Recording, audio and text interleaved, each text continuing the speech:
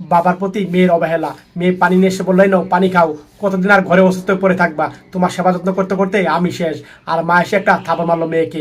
মেয়ে বলল কেন থাপড় মারলা, আমি বাবার আর কাজ কাম করতে পারছি না, আমার এগুলো ভালো লাগে না। আর তখন মা বলল তোর ভালো লাগে না তাতে কি হচ্ছে, আমার স্বামী, আমার তো সেবা যত্ন করতে হয়, তুই তোর বাবার কতটুকু কাজ করে থাকিস বল। এভাবে মা কথা বলছে। আর মার কথা শুনে মেয়েটা তখন রাগ হয়ে গেল আর রুম থেকে চলে গেল। আর মা তখন কান্না করছিল। আর এই মাটার ভাসুর আসলো, বলল কি করলা তুমি, মেয়েদের চলে গেল। বলল ভাই আমি আর পারছি না, কি করবো বলেন।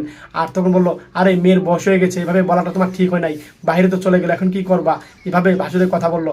আর তখন এই মা বলল আমি আর ভাই পারছি না, আমাকে আপনি ক্ষমা করে দেন, আমার পরিবারের যে অবস্থা আমি কি করব, এদিকে মেয়ে এদিকে স্বামী, স্বামীর সেবা যত্ন করতে আমি পারছি না, আমাকে মাফ করে দেন। এভাবে মাটা কথা বলছে আর কান্না করছিল। আর তখন ভাসুরটা চলে গেল। আর মা জননী কান্না করছে। আর এদিকে তখন দেখতে পেল তার স্বামী এদিকে শুয়ে আছে আর অঝরে কান্না করছে দৃশ্য দেখে। আর তখন স্বামী অবাক হয়ে তাকিয়ে রইল। আর এই তখন মাটা স্বামীর কাছে গেল। আর তখন স্বামীকে পাশে বসলো। আর তখন বলল চিন্তা করো না, আল্লাহ তাআলা একদিন আমাকে ঠিকই ব্যবস্থা করে দিবে, তুমি অসুস্থ কতদিন থাকবা, আল্লাহর রহমতে তুমি তাড়াতাড়ি সুস্থ হয়ে যাবা, আর সুস্থ হলেই সব ঠিক হয়ে যাবে। মেয়েটাও চলে গেল।